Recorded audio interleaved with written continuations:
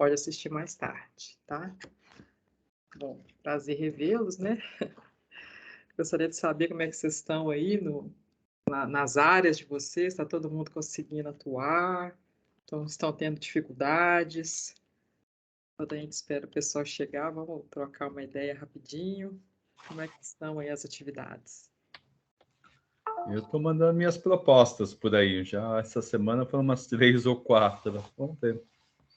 Porque a gente está na temporada das inspeções agora, né? O pessoal já sentiu o terror da chuva e agora eles começam a querer fazer as obras, né? Então a gente fica sempre nesses meses mais cheios do ano, né? Maio, junho, julho, até setembro. Costuma, né? Pelo menos aqui em Belo Horizonte, ser meses bastante propícios para as atividades de inspeção, né? E são os melhores meses que a gente vê a situação real, né? Atual do prédio. Porque uma situação de chuva é sempre uma situação atípica, né? Eu não consigo, muitas vezes, nem identificar a causa do problema. A gente vê o efeito, né? Mas a causa geralmente fica mais difícil de estudar, né? E hoje eu queria falar com vocês sobre um tema que é um pouco complexo para a gente, né? Vou aqui compartilhar minha tela.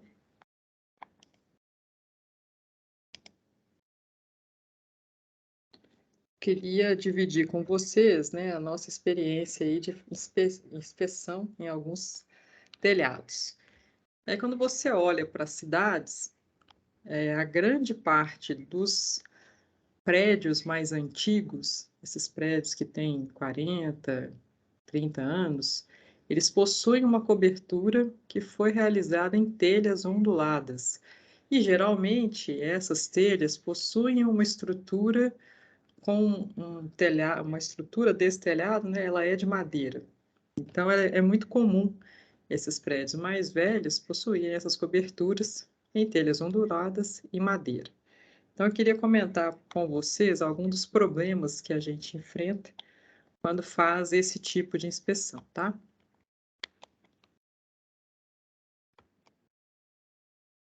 Então, a gente vai falar um pouquinho sobre essas coberturas. É claro que é importante lembrar, né, que nós temos outros tipos de coberturas dos telhados, né? Tem muito prédio, principalmente comercial, que utiliza os telhados metálicos. Alguns prédios mais novos já utilizam as lajes impermeabilizadas, né? Mas a gente precisa sempre posicionar o edifício no seu tempo. E esses prédios da década de 60 e 70, você pensar, né, deles colocarem materiais de origem asfáltica numa grande quantidade, né? Pensem que a área da cobertura, ela geralmente não era utilizada para fazer, por exemplo, colocar em estruturas de ar-condicionado, né, como é feito hoje. Então, você tinha uma grande área para poder cobrir e impedir que essa água entrasse. E os produtos de asfalto eram muito caros, né? Hoje já não é muito barato, então você imagina há 40, 50 anos atrás, né? Era pior do que hoje. Principalmente se a gente lembrar que na década de 70 teve a crise do petróleo, né, com a OPEP fazendo algumas coisas que prejudicou a produção mundial. Então, muita gente realmente não executou nada com material asfáltico nas impermeabilizações de coberturas. Porém, os telhados ondulados, né, de madeira, também possuem seus problemas, né, principalmente esses telhados muito antigos que a gente vê que nunca teve uma manutenção muito adequada, tá? E em alguns casos a gente não consegue nem inspecionar direito. Aqui é um exemplo que eu estou dando para vocês, que essa aqui, ó, era a janelinha que a gente tinha para entrar embaixo do telhado e conseguir fazer a inspeção da estrutura, tá? E uma coisa que eu acho que é muito importante passar para vocês é que sempre tentem avaliar a estrutura dos telhados, e não somente a cobertura externa, né? Que a gente vê que tem telha quebrada, tem mancha de umidade, tem pontos que você vê que claramente tem infiltração, mas se você não ver a estrutura, pode ter problemas lá dentro que são muito graves, né? Então, sempre tentem avaliar, mesmo que seja um quadradinho. Gente, esse quadrado tinha 60 por 60, a gente entrou assim, na tábua da beirada, mas dá para fazer, sabe? Se às vezes você não conseguir entrar completamente, utilize os artifícios, né, de colocar a máquina fotográfica, leve uma lanterna, tente iluminar o local e faz um vídeo, né, da situação embaixo para você conseguir retratar, tá? Não necessariamente você, né, pessoalmente precisa ir. A gente tem a tecnologia ao nosso favor hoje em dia, né? Que bom. Então, eu queria falar um pouquinho da cobertura. É preciso que a gente lembre que a maior parte dessas telhas onduladas, se elas foram empregadas antes do ano 2000, é muito provável que ela seja de amianto, ou que ela contenha compostos de amianto, porque isso era muito comum na época, né? Ainda não se tinha uma proibição oficial. Na década de 80, 90 já se conhecia os riscos do amianto, mas ainda não tinha uma legislação que proibisse o uso desse material, tá? Essa proibição ela veio depois. Hoje em dia, ele não é aceito para ser produzido, né? Está em menor escala, ainda existe, mas é uma escala muito pequena e o teor desse composto também é bem menor do que antigamente. Mas, na época que o prédio foi executado, né, se a gente pensar em décadas de 60, 70 até 80, grande maioria desses telhados eram feitos com telhas que possuíam amianto. Então, uma das coisas que a gente sugere nas inspeções prediais não quer dizer que a pessoa que vai fazer, quem tem prédio antigo com telha de amianto, tenha que descartar completamente e fazer tudo do zero, né? Isso fica muito caro. Mas à medida que você vai precisar de fazer um retrofit no seu telhado, aproveite essa oportunidade para trocar as telhas. A maioria delas vai estar bem deteriorada, essa telha aqui ela já está muito quebradiça, ela tem 40 anos, então ela já viveu aí um ciclo, né, de intempéries super extenso, ela já está no fim da vida dela, né? Ela chegou no final da vida útil. Então é o momento de trocar. Já que você vai trocar, então utilize uma telha que também pode ser ondulada, só que de fibrocimento, que não tem o aditivo do amianto, tá? Então, essa é uma recomendação que a gente passa para todos os telhados. No momento de fazer o retrofit, aproveite esse momento para trocar essas telhas, tá? E alguns pontos, né? Aqui a gente já sabe que é muito fácil visualizar telhas quebradas, telhas com tamanho diferente das outras. Então, eu tenho aqui um tamanho, né? Chega nesse ponto, eles colocaram uma telha completamente diferente. Ela quebrou, eles colocaram retalhos de telha sobre a telha quebrada. E aí você vai tendo, assim, né? Uma série de soluções paliativas que não resolvem, né? Esse telhado, ele continuou vazando. Então, é importante lembrar que quando você tem um excesso de telhas, olha, a maior parte delas quebradas e muito frágeis, né? Qualquer pessoa que for subir no telhado acaba quebrando a telha, é porque realmente ela já suportou tudo que ela tinha que suportar, tá? Virou só uma casquinha de ovo ali, qualquer um pisando vai quebrar. E fica super complicado, né? Porque se você precisa fazer a manutenção e precisa acessar com um profissional lá em cima, numa telha que já está muito fragilizada, é possível até de provocar um acidente com esse profissional, né? Lembrando que o condomínio é sempre o responsável legal máximo, né? Então, pode até contratar uma empresa e ele pode ser, né, funcionário dessa empresa, mas o condomínio vai ser sempre corresponsável em qualquer acidente de trabalho que acontecer. E muito importante lembrar, né, que trabalhos em altura tem todo um melindre, né, tem todo um cuidado que é preciso ter. A empresa contratada precisa possuir que os profissionais, né, tenham todos os treinamentos na norma NR35, e é importante que eles trabalhem com os EPIs adequados e com os equipamentos adequados, né? Não dá para subir essas telhas, por exemplo, né, para troca do telhado, subir pela escada, né? Tem que ter um equipamento que pegue essa telha lá do térreo e suba, né, faça um içamento adequado para a cobertura, tá? E aí aqui, né, só rapidamente, no Brasil, essa proibição do amianto, ela demorou para vir, tá? Então, foi só legalmente proibido em 2017. Lembrando que o amianto não tem quantidade segura que você possa se expor e não ter problemas, né? Não existe quantidade segura de exposição ao amianto. Então, é por isso que ele foi proibido, tá? Mas ele já era proibido em mais de 70 países há muito tempo. Eu não sei se vocês já viram, né? mas toda vez que mostra aqueles programas de reformas, principalmente dos Estados Unidos e do Canadá, sempre mostra assim, ah, será que tem amianto naquela casa que é um pouco mais velha? E quando tem, sai todo mundo da casa, entra um pessoal com aquelas roupas de astronauta mesmo para trocar, tirar todo aquele amianto, porque eles têm pavor desse material lá, né? Realmente é um material extremamente cancerígeno e é comprovado. Então, por isso que é preciso ter esse cuidado. Mas, Jussara, tá lá no telhado, ninguém vai estar exposto a isso.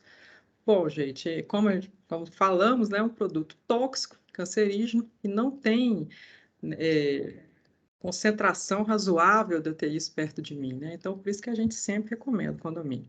Vai fazer o retrofit do seu telhado, troque as telhas e elimine esse risco, né? Porque querendo ou não é um risco. Vai que alguém se expõe de alguma forma, né? Então, é importante lembrar que tudo que é cancerígeno não dá um efeito imediato, ele dá um efeito ao longo dos anos, né? Então, eu não posso me expor a uma situação que pode me causar um prejuízo, não agora, né, mas daqui a 10, 15 anos. Aí fica muito difícil. Tá? Então, por isso que é uma recomendação sempre adequada para se passar para o condomínio. Agora vamos falar só um pouquinho dos escoamentos. Todos esses telhados precisam ter caminhos adequados para a água. Então, a gente falou das coberturas, das telhas. Essas telhas têm uma inclinação justamente para levar essa água para algum lugar. E esses lugares geralmente são as calhas, e por si as calhas levam para os ralos. Então, a gente precisa avaliar essa situação de escoamento, tá? E o que a gente sempre vê são calhas extremamente sujas, com entulho, com presença de vários tipos de resíduos, de detritos, pedaços de telhas quebradas, pedaços de limo, né, que se acumula ao longo de vários ciclos de chuva, que não é limpo, e depois isso vai para o ralo, entope, e aí gera um ciclo de problemas, né? Entope novamente, transborda a calha, provoca infiltração, aí a pessoa fica chateada, troca fogo, o condomínio paga o fogo da pessoa, não consegue arrumar o telhado para o próximo ciclo de chuvas e começa tudo outra vez, tá? Então é sempre um ciclo de prejuízos. Todo esse resíduo que a gente vê é resíduo normal, ele tem que ser varrido, tem que ser recolhido, não pode deixar acumular nas calhas, né? Senão realmente a gente provoca um entupimento, que é um material que se molha, ele é extremamente fino, ele vira mesmo uma lama e ele entope aonde ele passa. Em alguns pontos a gente tem situações até piores, né? O pessoal tem pedaço de madeira quebrada, não sei o que essa madeira está fazendo aí, mas pedaço de madeira, umas telhas, tem até uma, esqueci o nome disso aqui, mas é um resíduo de tela que eles tinham lá e jogaram em cima do telhado, e ele foi para dentro da calha também. Mais pedaços, tá? E a gente tem que lembrar que a calha existe por um motivo. Ela existe para recolher toda aquela água de chuva e destinar corretamente para o ralo. E aí eu preciso sempre calcular qual que é a minha área de abastecimento pluvial, né? Digamos assim. Então eu tenho todo esse telhado aqui. Essa área toda aqui que recebe a chuva, eu preciso calcular a quantidade, o volume, né, de água pluvial que vai cair nesse telhado e vai se direcionar para a calha. Porque dependendo do tamanho deste volume de água que vai se acumular, a minha calha precisa ser maior ou menor, tá? Então a norma é uma norma da década de 90 ainda, mas ela já passa alguns dimensionamentos para calhas, tá? Então, tem uma calha do tipo A, que ela tem que ter pelo menos 50 por 25, e a calha, né, do tipo B, que é pelo menos 25 por 10, tá? O que que isso quer dizer? Ela quer dizer que, dependendo do volume de chuva, sua calha tem que ser muito maior, senão ela não vai suportar aquela quantidade de água chegando ao mesmo tempo. Ela vai transbordar e essa água vai voltar para um ponto do telhado que não tem uma cobertura adequada, né? Se a gente pensar que a água pode voltar para os pontos que tem parafusos e subir nos encontros da telha, ela vai cair para dentro da laje que é uma cobertura que não possui permeabilização, como a gente já viu, ela não tem uma manta asfáltica ali para criar um backup, tá? Então, vai toda para a laje da cobertura e vai acumular nessa laje, e vai provocar uma infiltração em quem for o morador do último nível do prédio, tá? E aí a gente precisa dar uma olhada para ver se essas calhas atendem esse volume de água, tá? Então, eu tenho algumas análises para fazer quando eu avalio essas calhas. Eu preciso avaliar, por exemplo, qual é a chuva de retorno que eu tenho naquela localidade. Então, cada local tem um máximo de chuva que eu posso ter. É claro que eu não vou calcular um telhado para todas as chuvas possíveis. Eu vou calcular para aquele telhado que tem a maior possibilidade de acontecer. Aquela chuva que é uma chuva forte, mas que não acontece todo dia. Mas que quando acontecer, o meu telhado precisa suportá-la, que é aquela chuva que a gente fala, né, da chuva de retorno de 50 anos, tá? Faço esses cálculos, dependendo desse volume, eu vou ter que alargar a minha calha. Então, veja que essa calha tinha 25 por 10, que é um tamanhozinho padrão, mas nesse local ela precisava ter o dobro do tamanho. Ela precisava ser de pelo menos 50 centímetros por pelo menos 25, para ela suportar todo o nível de água na pior chuva do ano, tá? Então, aqui a gente já teve assim, um problema no dimensionamento desse telhado lá atrás.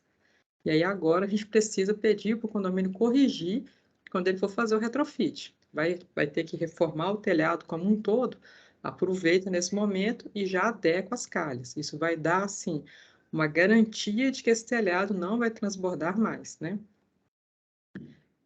E aqui a gente faz os cálculos, né? Eu apresento essas continhas no relatório, né? Então, se eu tenho a seção molhada para uma chuva de retorno de 25 anos, qual que é o volume aproximado dessa chuva?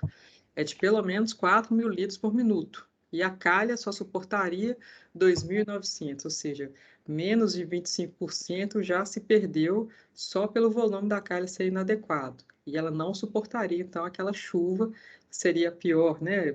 Para os cálculos que a gente tem. Claro que eu não vou pensar fazer um telhado para um tornado, não faz sentido, né? Economicamente a gente não consegue. Mas a engenharia chega assim, sempre nas aproximações. Qual é a chuva mais comum de acontecer que tenha o maior volume de água? É para essa chuva que eu vou dimensionar o telhado, tá? E não quer dizer que ela vai acontecer todos os anos. Ela vai acontecer naquele momento em que tiver uma alteração climática, mas quando ela acontecer, o telhado vai suportar aquele volume de água. Tá? Então, aqui você veja que no dimensionamento do telhado, ela não foi dimensionada adequadamente, tá? Não foi pensada para suportar esse volume de chuva.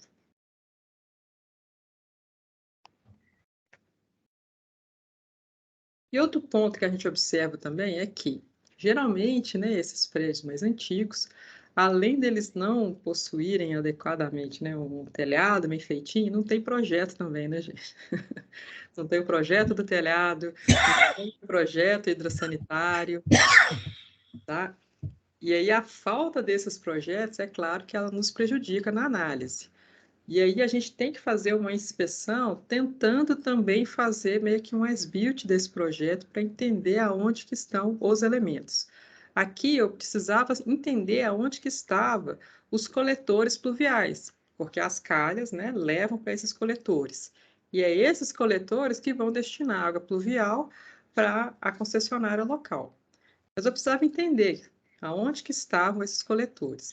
Então vejam que nessa primeira sessão não sei se vocês estão vendo a minha setinha aqui, mas nessa primeira sessão desse primeiro bloco do prédio, eu só tinha um coletor pluvial. E nas outras duas sessões, né, que esses prédios eles eram meio que iguais, só que eles estão juntos um do outro, são 3 prédios em um. Nessas sessões aqui eu tinha 2 coletores. E o maior problema de infiltração que eu tinha era justamente nesse bloco 1.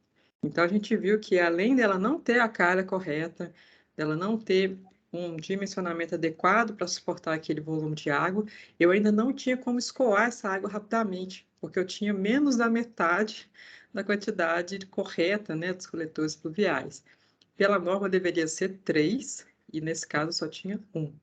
tá? Então, realmente era uma soma de fatores para eu ter um telhado que não era estanque em nenhuma hipótese, né? Toda vez que chovia, essa moradora reclamava que ela tinha infiltração. Os 4 moradores, né, reclamavam de filtração no teto, mas tinha uma moradora em específico que tinha uma situação muito pior, tá? E a gente vai avaliar, né, como é que estão esses ralos que levam aos coletores pluviais. Muitos deles já não tinham mais as grelhas, né, de proteção. E aqui, às vezes, eu não estou enxergando, né, o meu problema, mas na curva do ralo eu tenho muito resíduo acumulado. E aí esse ralo, quando chove, ele está entupido, ele não funciona para escoar corretamente essa água, tá? E agora vamos falar um pouquinho de rufo. Rufo é todos esses elementos que protegem, né, o topo da platibanda do prédio, mas também fazem uma impermeabilização dessa paredinha, né, interna da platibanda com o encontro do telhado. Mas, se eu não tiver uma impermeabilização muito boa nessa paredinha, toda a água que encostar aqui nesse contrarrufo vai entrar, vai ser absorvida por essa parede e ela vai, então, percolar para dentro do apartamento. Eu tenho um outro ponto de entrada de água. Vejam que esse contrarrufo já não existia mais, né? Ele estava ali meramente ilustrativo, cheio de fissuras, cheio de quebras e trincas que, né, permitiam que a água passasse.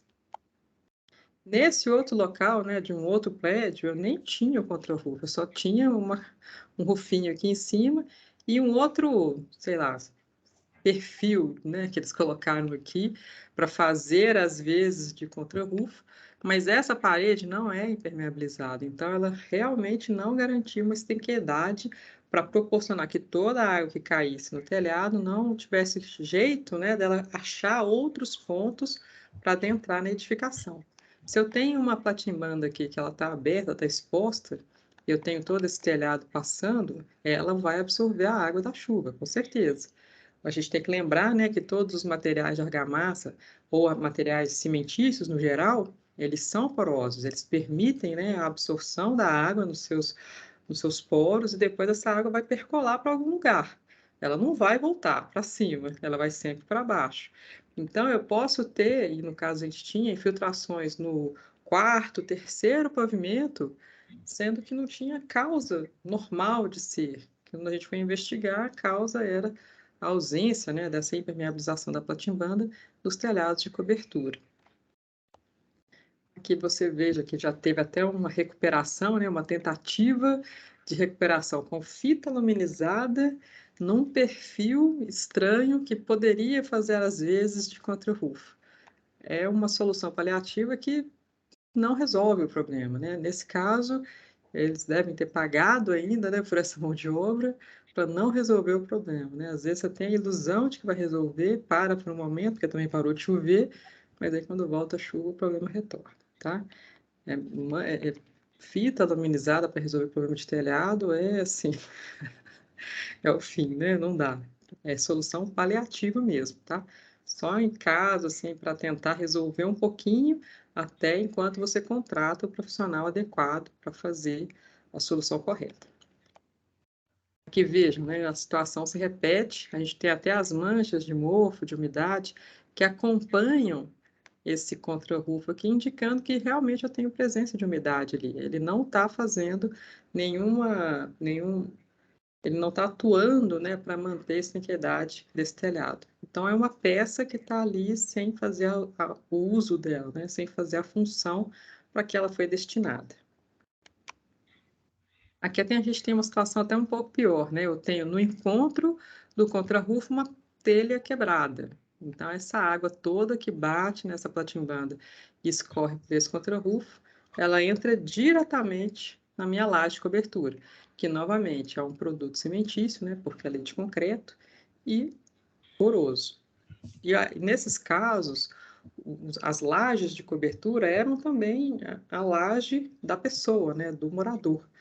Então, essa água, ela imediatamente ela aparecia naqueles pontos, né, que você teve a deformada da laje no pior nível. Então, que coincidia com o centro da laje, que coincidia com a iluminação. Então, a pessoa via a lâmpada dela pingando água, né, que é uma coisa extremamente perigosa, você juntar eletricidade com água, e ela via aquela lâmpada lá derramando água, né, quando chovia. Então, é uma situação de extremo risco. Aqui a gente tem novamente, dá para ver até a mancha, né, que torna essa ausência do roof, contra roof, ser bem adequada. Você tem uma boa impermeabilização dessa parede na chegada do telhado, tá? E aqui os rufos danificados mesmo, né? O chapéu de muro aqui completamente ineficiente, com vários pontos em que a fixação entrou em corrosão. Você veja que a fachada também já estava em péssimo estado, né? Só um comentário. Mas é um prédio assim que demonstra, né, que fala com a gente que ele teve uma manutenção muito falha, né? Que ele foi meio que mal gerido por um longo período de tempo, né? E esses prédios, eles acendem uma série de alertas vermelhos, né? Eu preciso primeiro arrumar estruturalmente esse condomínio, em termos de inspeção predial, para depois você atacar os itens que seriam, né, para efeito de maior conforto para os usuários. Então, aqui, esse prédio exclusivamente, nós tínhamos problemas muito graves na instalação hidráulica, né, porque ainda era muitas plumadas de ferro fundido ainda, aquela coisa que já não tinha mais nem seção transversal para passar água direito, tinha bastante problema na fachada e um problema muito sério nesse telhado. E aqui só para a gente relembrar, né, como é que funciona um telhado corretamente. Então, eu tenho a paredinha da platimbanda, eu preciso ter, né, o meu roof aqui protegendo o chapeuzinho do muro, protegendo esse topo da platimbanda. E ele tem que ter essa abinha que expulsa a água para fora. Em seguida, eu preciso do contrarrufo. Se eu não tiver um contrarrufo aqui, essa parte da parede, não sei se vocês estão conseguindo ver, mas aonde está o contrarrufo aqui, essa parte da parede, ela precisa estar impermeabilizada, para essa água não entrar para dentro da parede. E depois do contrarrufo, eu encontro a calha. Então, o contrarrufo já tem uma união direta com a calha. Deixa eu ver se eu consigo colocar a canetinha de mostrar ponteiro aqui. Olha, não sei se vai ficar mais claro assim, mas só para deixar bem claro, né? Eu tenho o rufo, né? Que é o chapeuzinho aqui, para proteger a minha paredinha de platimbanda. Depois eu tenho o contra-rufo, para proteger essa parte que estaria exposta. Em alguns casos, né? Essa parede, esse rufo, ele pode ter uma inclinação para acompanhar a telha. Porém, se for muito difícil executar esse contrarrufo, a gente recomenda que impermeabilize essa parte interna da parede, com uma impermeabilização resistente a intempéries. O importante é o proteger essa parte da parede que não tem acesso a telhas, né, a proteção contra as chuvas. Para ela encontrar, então, a calha, aí sim eu vou ter uma destinação completa da água. Toda a água que cai na telha vai escorrer para a calha e toda a água que bater, por acaso, na parede interna da platibanda também vai escorrer para a calha. A água que bate externamente, ok, né, gente? Eu tenho a proteção da fachada ali. Mas é importante lembrar que internamente da platimbanda, toda a água que cair, se ela não for para a calha, que destina para os ralos, né, os coletores pluviais, ela vai se acumular na laje. E é esse que é o meu problema, né? Uma água acumulada na laje de cobertura, que pode ser também a laje do morador. Então, eu crio um problema muito grande. Além de eu ter um problema de possibilitar uma possível corrosão na armadura desse elemento estrutural, né? Aí eu tenho mais um prejuízo para um prédio que já está mais antigo, né? Geralmente esses prédios já estão chegando quase na casa dos 50 anos, que normalmente é a vida útil esperada para um prédio que foi feito dentro das normas. Então, se eu já tiver alguns problemas de corrosão, essa vida útil ela vai ser, inclusive, inferior a esses 50 anos. E aí é importante até avaliar, né, se essa laje de cobertura está ok, está bacana ainda para suportar mais algum tempo, ou talvez já prescrever alguma situação que você tenha que informar, né, para o síndico que ele vai precisar fazer algumas reformas nessa laje de cobertura, né, fazer uma recuperação estrutural, se for uma situação que tenha um prejuízo, né, estrutural muito grande, tá? Vamos falar agora um pouco da estrutura de madeira que recebe essas telhas. Em grande parte, gente, é um desastre quando você olha, assim, sendo bem franca, né? é um desastre quando a gente entra internamente nessas coberturas de telhados, tá? Por quê? É um telhado que foi feito de uma forma muito informal mesmo, né? Não teve um dimensionamento, a mão de obra não foi qualificada, e aí a pessoa fazendo literalmente da cabeça dela o que ela acha que tem que ser feito, passaram ali mais ou menos qual que é a inclinação do telhado, e aí ela faz o dimensionamento que ela acredita ser o melhor. Sem um estudo, sem um trabalho até mesmo de encontro dessas peças, sem entender quais são as funções das peças, né? Para que eu tenho o caibro? Para que eu tenho a ripa? Qual que é a dimensão que um caibro precisa ter? Qual que é a dimensão que a ripa precisa ter? Não tem essa visão e aí faz. Pega um monte de madeira, deixa ela mais ou menos em pé e vai. Aqui, no lugar dele fazer uma tesoura, ele literalmente só colocou uma inclinação no próprio caibro de sustentação aqui. E tem literalmente uma cunhazinha recebendo o pezinho desse caibro aqui embaixo. Tá? Então, essa peça.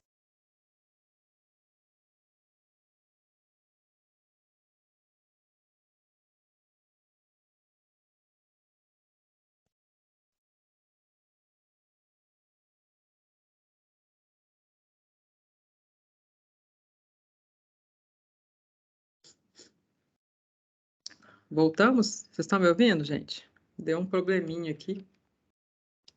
Opa, eu estou. Voltou sim. Voltou aqui Ah, também. Tá ok. Sim. Deu uma quedinha aqui. Então tá, vamos embora. Então aqui, gente, o que a gente, só resumindo, né? Primeiro que a execução, o dimensionamento, ele tem um caráter muito informal. E segundo, que ele tem um caráter de risco também, né? Eu tenho aqui uma situação que esse telhado, ele não oferece uma segurança adequada para os seus usuários, tá? Então, aqui a gente precisa informar para o síndico que ele vai precisar fazer um trabalho de reestruturação do seu telhado, mesmo se o telhado tiver sido recentemente corrigido, que é o caso desse daqui. Ele foi corrigido numa ordem de grandeza aí de uns 10 anos, né? O prédio tem 40, mas esse telhado foi corrigido há 10 anos atrás, mas ele foi corrigido de uma forma que não ficou adequada. Então, eu preciso informar para o condomínio, né, o risco que ele tem de ter um telhado completamente mal executado, mal dimensionado, tá? Então, aqui é um dos pontos, vejam que a posição das peças estruturais de madeira não seguem nenhum padrão normativo, né? Ele foi feito assim, no que o executor acreditou que era o correto, tá? E nem era um bom executor, tá? Porque a gente já viu, né? Pessoas que não tiveram uma instrução adequada, mas que executam muito bem, tá? Aqui novamente, tá? Esforços de punção não podem ser dessa forma, né? Não posso colocar a peça que está recebendo toda a carga do telhado diretamente sobre a laje de cobertura. Aqui eles ainda tentaram colocar um pedaço de madeira, mas é madeira com madeira, né, gente? Ela ainda assim vai levar essa parte toda de carga para um único ponto isolado na laje. Será que o projetista de concreto, né, da parte estrutural, sabia disso? Que o telhado ia ser feito dessa forma?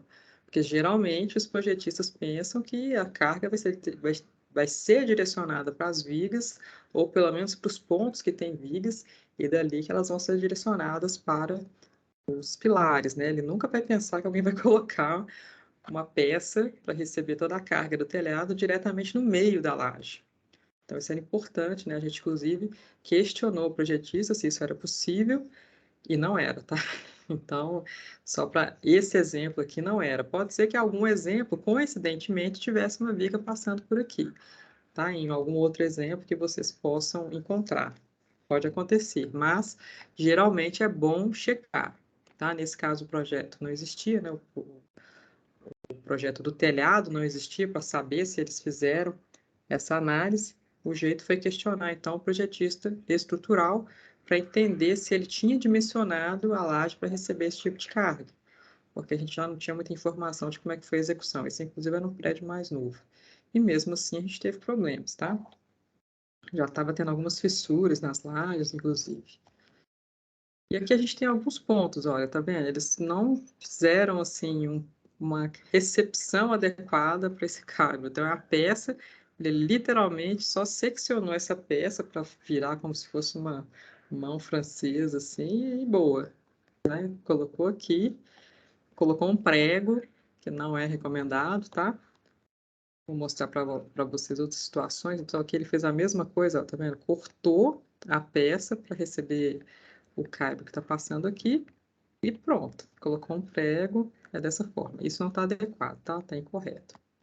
Aqui também, né? Ele colocou o parafuso da telha, mas ele atravessou totalmente, né, a peça e fragilizou a peça, né? Aqui a emenda de uma peça com a outra, ela não está nem bem presa, né? Ela está transpassando.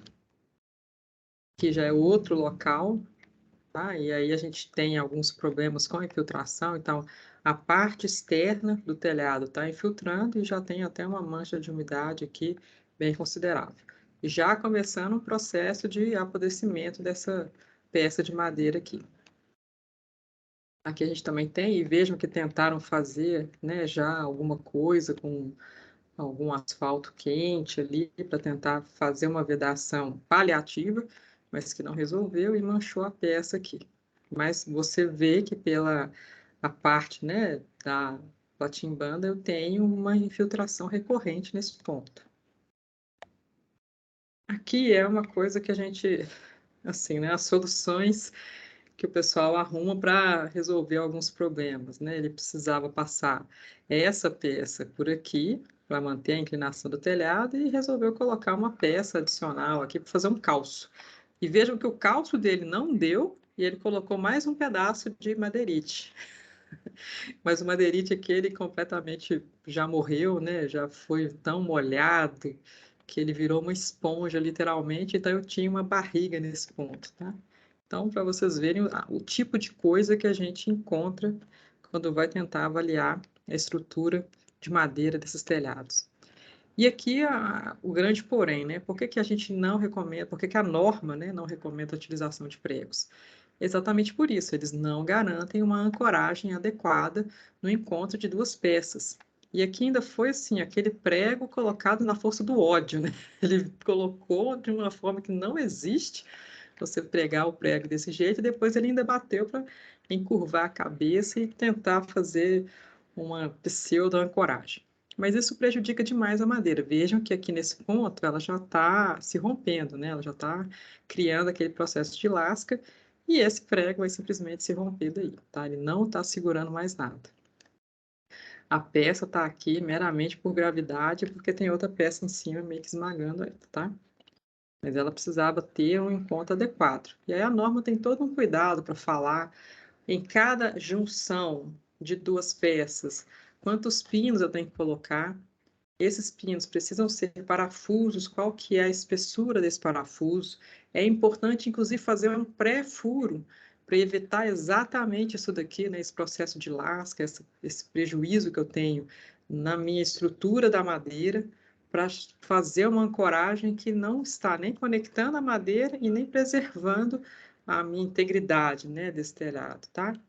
Então, tem toda uma forma de fazer adequadamente, para eu ter esse telhado realmente durante o tempo de vida útil para que ele foi pensado. E já é um outro local, né, essa pecinha lá do fundo, e a madeira já se rompeu, né? Então, essa peça aqui, que é a mesma situação, né, do prego, mas no caso ele já pegou a quina da peça e a peça de baixo ela já não oferece nenhum tipo de segurança, né? Então, aqui a gente tem uma situação que a integridade dessa estrutura de telhado ela está comprometida, né? Qualquer situação mais adversa, uma chuva que tenha um vento mais forte, ele pode vir a terminar de romper esse início, né, de fissura que me apareceu aqui na peça de madeira. Essa peça se rompe, a peça de cima se solta, e aí eu começo uma reação em cadeia, né? No momento que o vento entra por debaixo da cobertura do telhado, acabou. Eu não consigo mais segurar essa pressão negativa, que inclusive é mais complicada do que a positiva, né? Tem telhado que sai voando por aí, literalmente, tá? Principalmente nesses casos, né, que o telhado ele é todo fechadinho. Aqui, novamente, olha, tem uma peça importante chegando, né, que está suportando toda a inclinação do telhado, e ela tem 2 pregos. E os 2 pregos já estão, assim, no meio do caminho para fora, tá? Aqui, novamente, né, eu tenho... Aí, assim, não tem tesoura, não tem uma estrutura lógica de caibros e ripas, é as peças chegando, e na onde que elas chegam, taca prego, e é isso mesmo, tá? E, novamente, eu tenho um pedacinho de madeira aqui, que não chegou nem alinhada na outra madeira, não fizeram nem uma junção em 45 graus para ter um acabamento bacana, e já colocaram um monte de prego. Tem 4 pregos aqui, todos inferiores ao que eles deviam ser, né? Nem para colocar um prego adequado, mas ainda assim não é adequado colocar prego em situação nenhuma, né? Mas além de ser um prego, ainda é um prego pequeno, isso que eu quero falar para vocês, né? E além disso, ele ainda não consegue fazer nenhum alinhamento das peças. Então aqui eu tenho uma situação que beira o absurdo, né? Que a gente vê. Aqui novamente, né? Eu tenho a peça chegando, e ela tá só um pedacinho dela que se conecta na peça que vai receber toda essa carga, tá?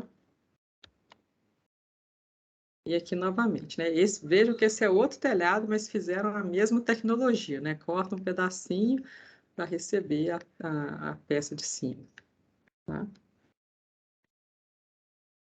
E aqui de novo, olha, aqui a vista de frente, né? Para vocês verem os 2 preguinhos.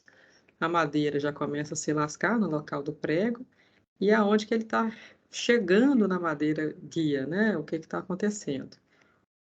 Esse prego aqui, ele já não está numa situação confortável mais, tá? A gente vai ter que refazer esse ponto. E aqui algumas questões, né? Esse aqui é em outro local, e aqui eu tenho um ponto de carga chegando no meio de uma viga de madeira.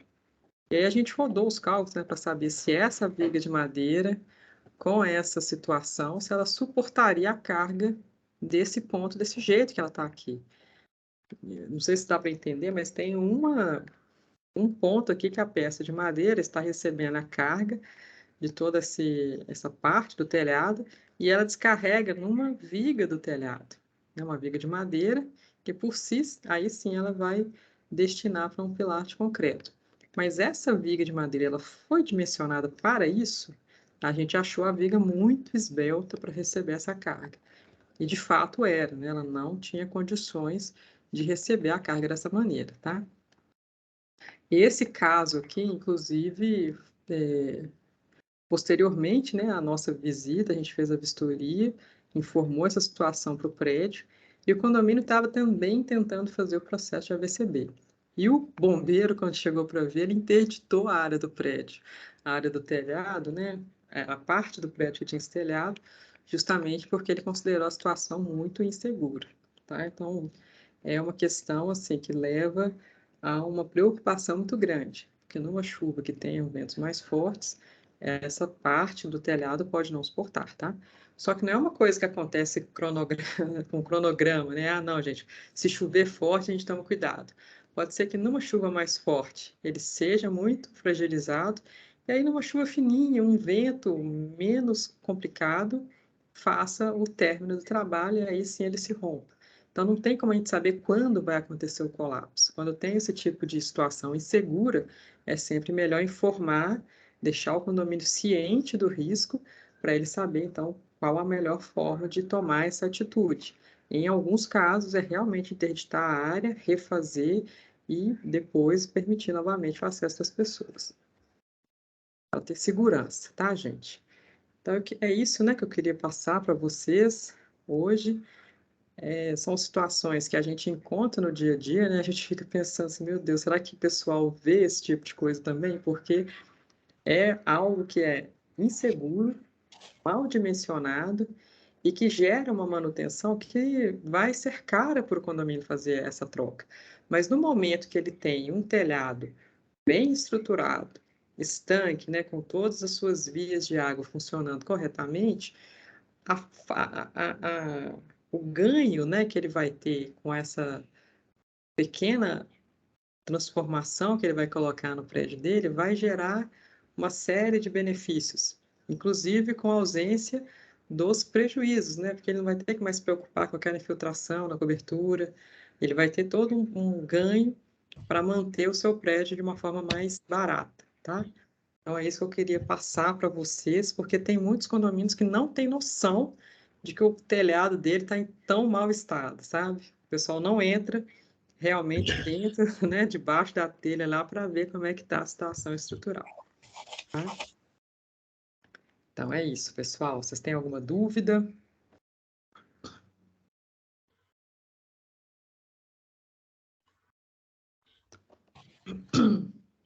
Muito legal a aula, Jussara, gostei.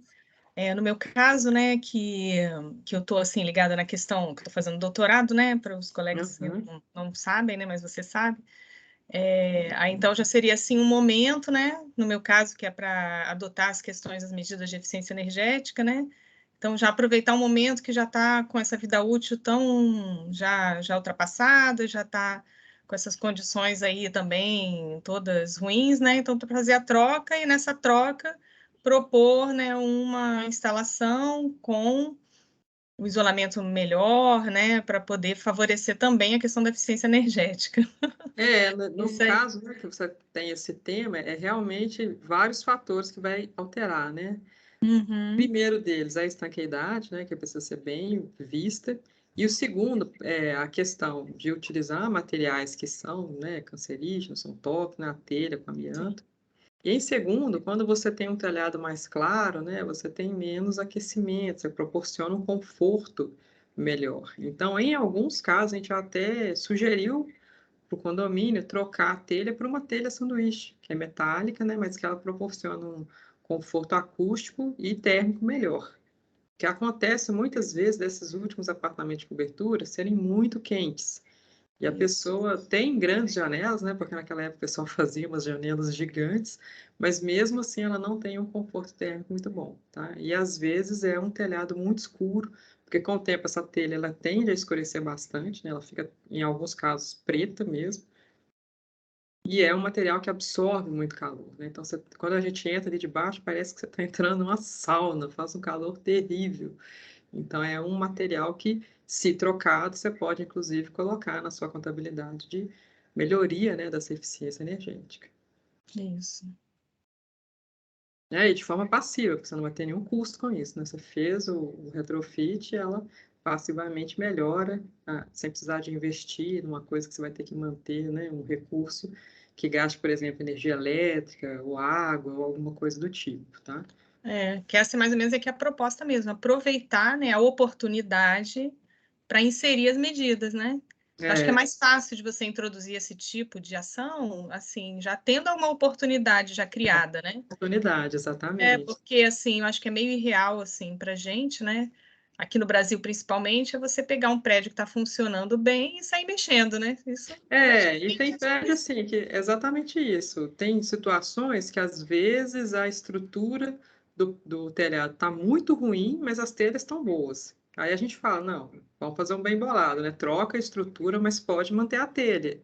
Nesse caso, você ainda consegue uma certa economia. Em alguns casos, é o contrário, né? Às vezes a estrutura está muito boa, não precisa mexer, pode reaproveitar, mas a telha é que está muito ruim. Então, a gente também faz uma avaliação do melhor custo-benefício, né? Não quer dizer que tudo eu vou ter que tirar e arrancar e fazer do zero, né? Eu posso, sim, fazer uma análise se aquele material ainda tem uma vida dentro dele, né? Se ele ainda tem uma integridade, ele pode ser reutilizado, eu posso só tirar a parte que está ruim e manter a parte boa. Naquele telhado que estava todo mal feito, a nossa sugestão foi tentar aproveitar o máximo das peças possíveis, porque as peças de madeira ainda estavam boas, mas ele foi muito mal executado, né? Prego para todo lado, a parte da base fazendo esforço de função na laje, então esse tipo de situação estava errada. Mas as peças de madeira ainda estavam relativamente novas e em bom estado. Então o que a gente propôs foi troca toda a parte executiva, uma peça ou outra você vai ter que trocar, né, que vai ter que serrar, não tem como aproveitar, mas a maior parte das peças você ainda consegue reaproveitar. Então, essa reforma do telhado, você achou, né, que ia ser fazer um telhado novo, não necessariamente vai ser isso. Você vai ter o custo com a mão de obra e o custo para trocar algumas peças, mas de modo geral, você vai conseguir reaproveitar a maior parte delas, tá? E o nosso sonho, né, fosse assim, que a gente conseguisse já viabilizar as telhas com aquela malha fotovoltaica, né, e já interligando na rede da concessionária. Essa é a Não sei minha se você proposta. sabe, né, mas na China já tem muitas residências com telhas fotovoltaicas, né, que você imagina, tá lá, não tá fazendo nada, recebendo todo aquele sol para nada, né? Põe uso para isso, coloca uma fotovoltaica lá que vai é muito benefício, né? Tem que começar a ter um material desse tipo com um custo mais adequado para o pessoal começar a usar. Aí vai ser bom. É Hoje verdade. estão vendendo alguns prédios com fazenda energética, né? Já tem, mas é prédio novo, né? Assim, é É, porque prédio para novo. prédios novos, essas novas tecnologias, elas aderem muito facilmente, né?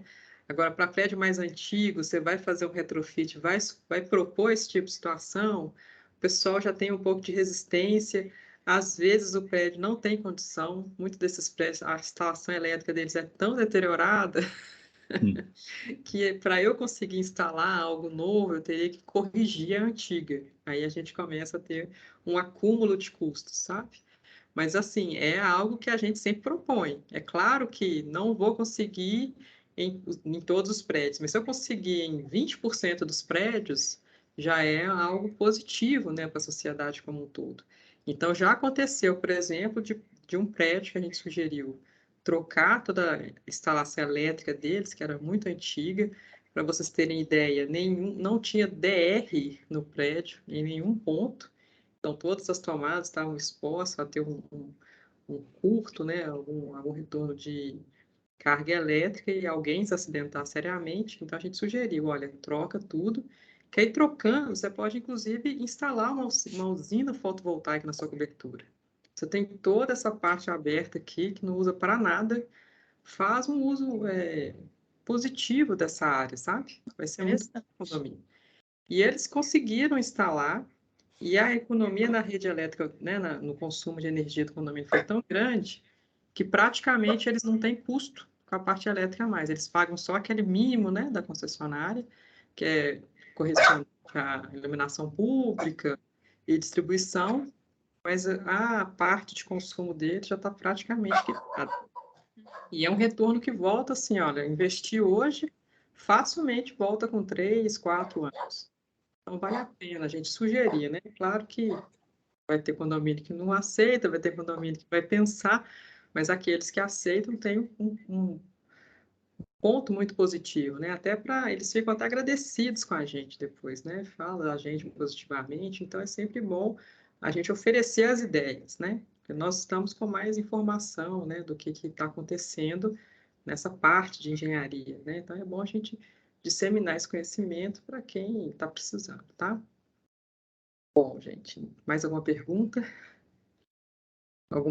Um compartilhamento, uma experiência que vocês tiveram aí recentemente? Bom que a gente troca também figurinhas, né? Quando estamos juntos nessas aulas ao vivo, a melhor parte é isso, né? A gente interagir um com o outro, né? O grupo do Telegram também é para isso, para a gente dividir experiências, trocar situações, né? Bom, mas é isso, tá, gente? Aí se vocês tiverem mais dúvidas, alguém falou alguma coisa, eu falei por cima. Jussara, tá me Sim, ouvindo? estou te ouvindo baixinho. Baixinho? Deixa eu ver se eu mexo Agora aqui. melhorou, melhorou. Agora eu tô Melhorou? Ah, Sim, tá. Essas aulas, elas ainda fazem parte do pacote da aula de inspeção predial, não é isso? Porque eu estou isso. inscrita no outro curso também, aquele de manual do proprietário. Ah, sim. Aquele lá tem algum grupo à parte ou tá tudo junto? Como é que tá? Não, ele tem um grupo à parte. Eu Eu não vou, tô nesse grupo. eu vou mandar um link de novo para vocês, que eu estou vendo que tem alguns alunos que não estão no grupo, tá? Eu vou mandar o link de novo. Ah, então tá. E já tá tendo alguma aula lá? Alguma coisa assim? Vai ter uma aula, na próxima semana já tem divulgado uma aulinha lá, sabe? Eu vou pedir para o menino do TI mandar de novo os e-mails, porque tá assim, tem algumas pessoas que não conseguiram ainda entrar no grupo, eu fiquei na dúvida se é porque não entraram ou se é porque não viram o link. Eu estou inscrita e eu não estou vendo movimento nenhum. Falei, ué, será o que está acontecendo? Não, eu já tenho uma linha para semana que vem, viu? Aí eu vou te passar lá, tá? Para você e para as outras pessoas também, que teve muitas pessoas que não viram o link, não receberam o e-mail por algum motivo, e aí não estão participando. Nem link, nem e-mail. Não estou nem no grupo e nem no e-mail, não estou recebendo nada. Tá alienada do mundo. Se você quiser, até eu nem sei. Eu acho que o meu... Eu não sei se você está com o meu e-mail novo. Quer que eu mande para você o e-mail novo? Manda, pode mandar. Eu acho que é o que está cadastrado lá no curso, mas eu não sei. Aí eu não tenho certeza, pode ser que esteja no e-mail do Globo.com. Eu mudei, estou no do Gmail agora. Ah, tá. Não me manda que eu mando para ele confirmar. Aí, se for o mesmo, ele já arruma lá direitinho. Se não for, ele já atualiza também. Tá bom, tá legal. Tá certo, obrigada. Então, tá bom, gente. Então, é isso. Se alguém tiver mais alguma coisa. Bom, então, se não tiver, também não tem problema. Qualquer coisa, se lembrar, né, da dúvida depois, pode mandar no grupo do Telegram, pode mandar por e-mail também, pode mandar uma mensagem individual, a gente vê também, tá? E se tiver mais alguma questão, quiser mandar alguma foto, pode mandar no WhatsApp, né? Quando você entra lá no Telegram, tem como você puxar para o WhatsApp também. E esse material vai ficar disponível na plataforma, tá? E, bom, espero que vocês estejam todos bem. Tá um frio danado aqui dos lados dos Também. sudoeste. E, bom, esse final de semana parece que vai ser mais frio ainda, né? Então, vamos ver. Bom, mas eu espero que todos tenham um bom final de semana, tá? E a gente vai divulgar a próxima aula, deve ser daqui a 15 dias também, tá? Eu vou mandar certinho para vocês no grupo, tá bom? Obrigado, Jussara. Obrigada, Bom Jussara. Eu Bom final de semana aí para você. Para você também. Obrigada. Tchau. Tchau. Tchau, tchau.